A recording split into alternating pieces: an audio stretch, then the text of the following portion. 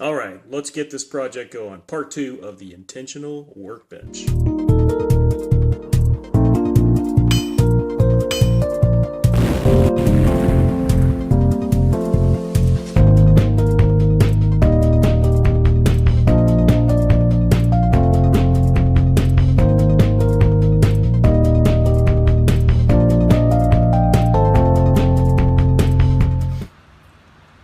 Okay, the hardboard's been attached with contact cement, and even though it's should bond completely on contact, it's hard to get everything to where it's all the right level of tackiness at the same time on a large area.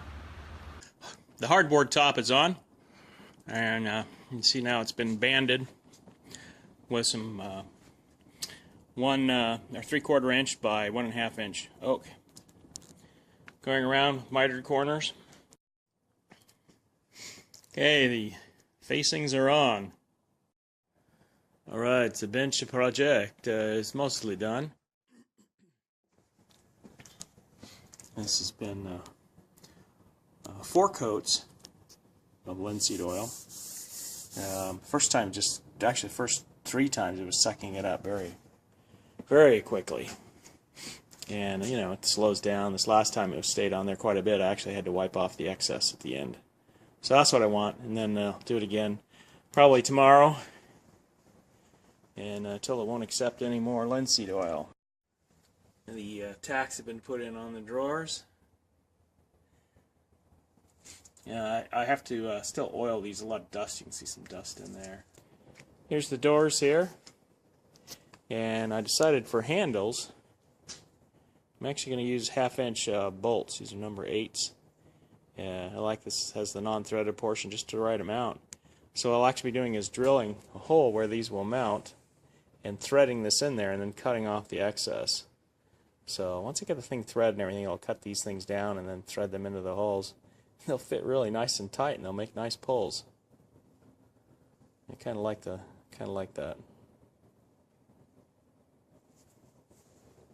Very bench-like.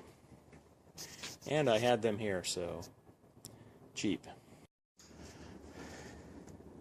Getting the doors on. Or excuse me, grade 8 bolts. So these are 1/2 inch. And I took and cut them down. I like this little shoulder on it. Had about 1/2 inch shoulder. Maybe a little more, 5/8, I don't know. Cut them down to where it's just long enough to go through it. And you see I kind of made a slot down it. Did that on both sides. This allows it to, it acts as its own tap, for example, when it goes in, because it's able to cut the threads and material can come up through the groove. Taper the tip a little bit. After I drill the hole, this is a 1/2 inch. If you were to drill a 1/2 inch hole, it would just slide right in. It wouldn't. The teeth wouldn't grab. So it's a 3/8 inch hole.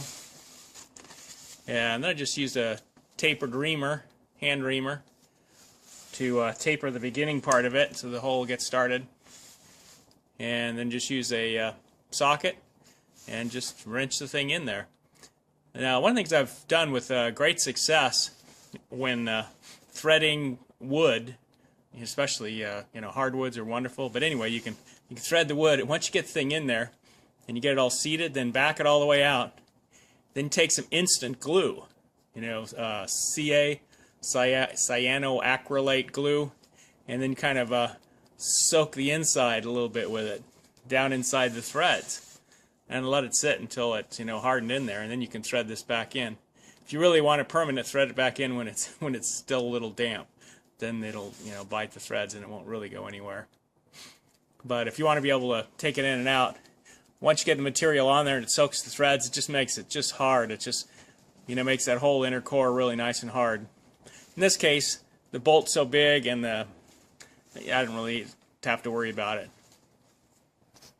So let me go ahead and thread this thing in here. See the other one on there. Haven't cleaned it up around the edge yet. Now I'll take a little X-Acto and cut away some of the fringy that's hanging out.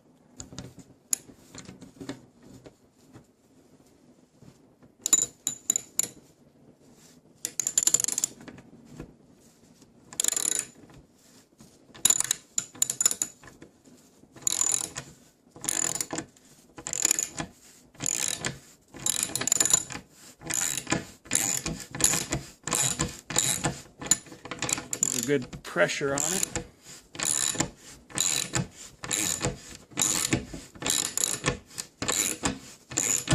Nice thing, unlike normal tapping, you don't have to back these in and out like tapping metal.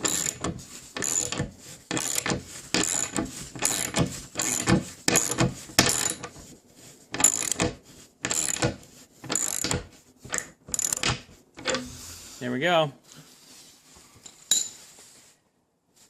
Handy dandy cabinet door pulls.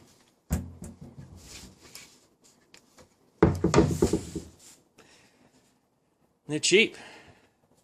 I usually get these by the pound at Tractor Supply Company, TSC. I like buying bolts by the pound. Okay. So we're ready to pull the stuff off and oil the snot out of this thing. The top, I'll still hit it with another coat. It's just about to the point where it's starting to develop a sheen. It's kind of what I want, then you know it's totally sealed up. Gives it a nice dark rich color too. Okay, I got the drawers in. Another little lighter color, but I wanted the rest of it this color, so that's what it is. Got the doors on the other day. Actually, I showed that. I was looking very carefully about how to mount the vise, and I decided I'd rather mount it on a steel base plate. The screw positions around that post are going to be very difficult, in particular trying to tighten up the bolts underneath. So what I decided to do is use a steel base, weld the nuts onto the base of it. So I'll drill the holes, run the bolts down through it, attach the nuts on the back side, weld the nuts on, and that'll allow me to screw down into it. This way I won't have to be trying to tighten the bolts from underneath. Yeah, so far I took the vise apart, used some gasoline to clean the interiors of it. Reed Manufacturing Company, Erie, Pennsylvania, USA.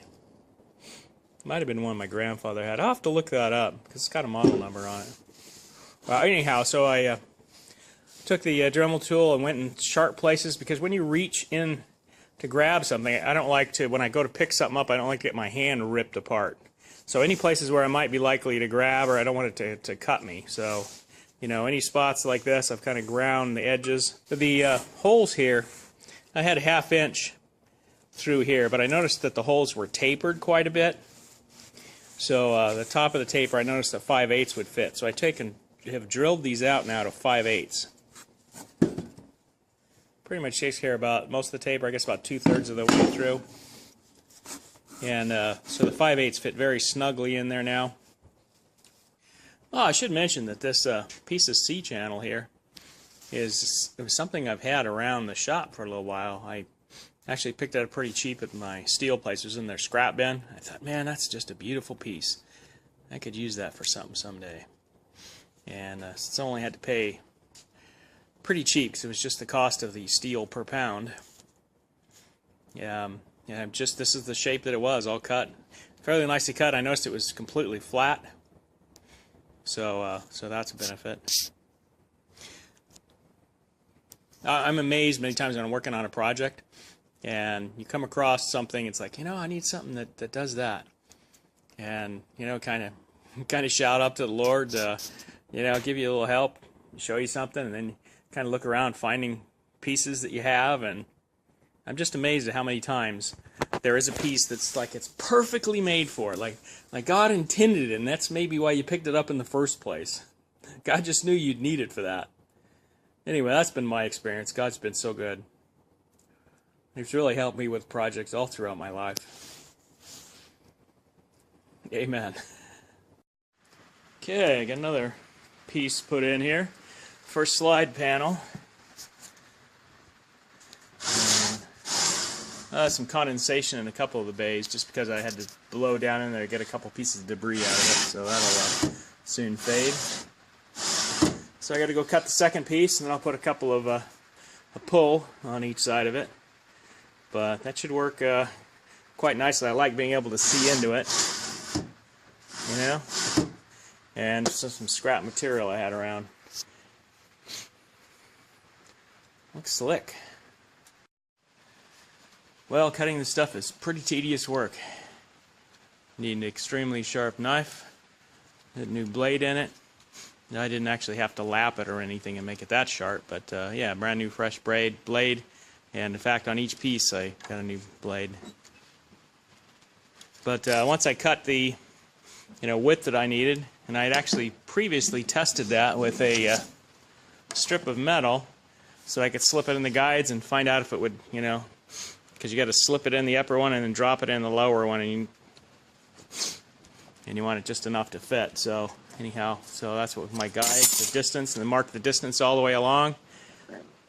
Made the full cut through, and then come back over on one side. This is the lower side. It's 3/8 of an inch, a little less than 3/8 of an inch. On this side where I had to cut through the top layer all the way down to this bottom layer, cut that through. And I didn't want to use a power tool. I mean, with a piece of wood, I would just put it on the table saw or use a router, for example, but that would create all kinds of particles that would go all through here, and they would actually be electrostatically charged and make a big mess. So I decided I just had to do everything with the X-Acto knife, or excuse me, with the box cutter knife. So this side's a little deeper. It's like about 5/8 of an inch. This is the one that goes up on the upper side. So again, having to cut all the way down through to the bottom, and then I'm coming through now and cutting out the bottom webs to get this first piece off, and then I'll have to come back through and feel each one of these and cut them fairly flush. That's pretty tedious, a little hard on the hand actually. After doing a couple of them anyway. Well, let's see if we can get a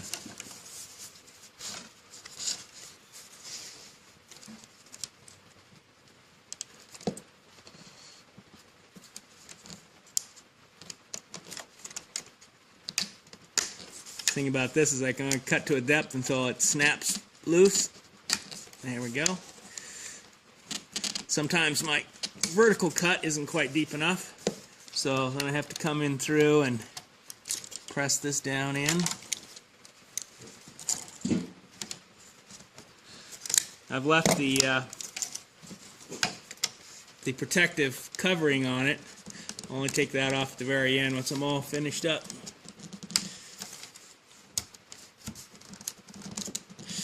So I try to get this pretty flush with my first cut, but it's tough to get it all the way flush to the back, so you got to really kind of horse the thing in there.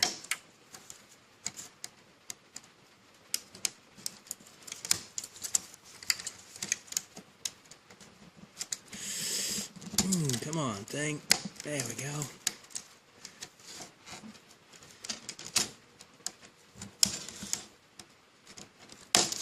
Yay, okay.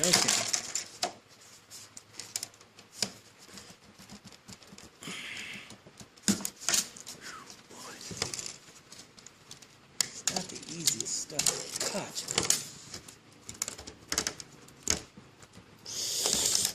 This one's already getting a little dull. Okay, now I go back to, like I said. Oh, and by the way, you can see I've got this thing kind of supported here up on a board, because there's a certain thickness to this blade, so I need to be able to get my hand underneath it and get it flush, level with it.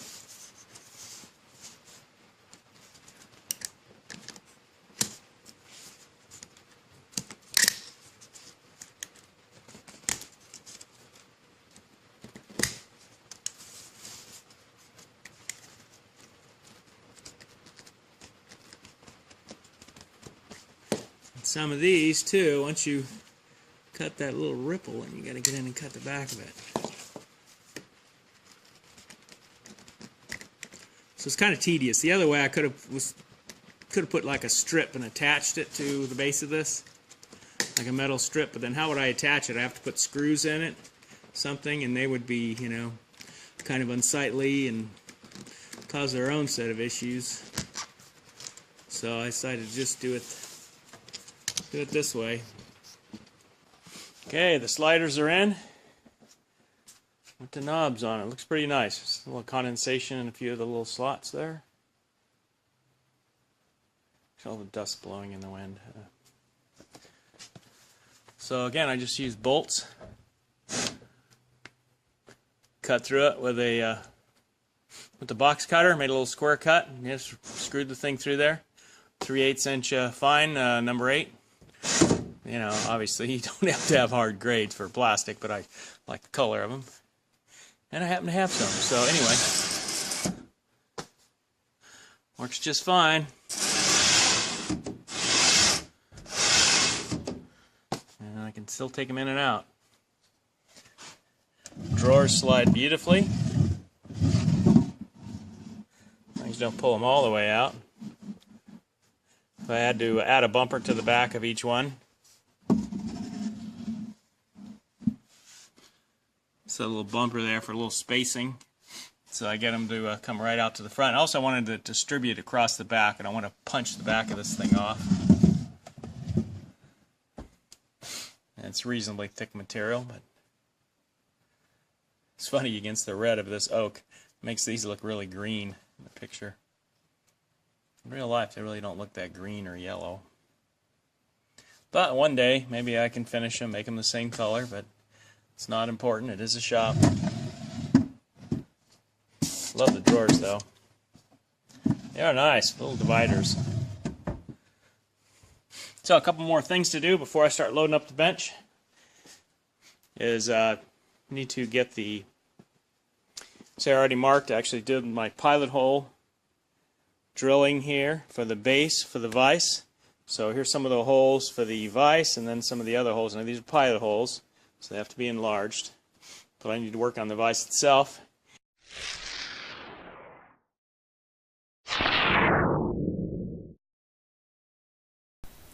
Come on back for part 3. We'll be mounting the vise, checking out its operation, and finishing up all the elements of the bench and filling it with lots of goodies, and do a walkthrough on that. See you in part 3, the final part. Alright, signing off. Hasta la proyecto.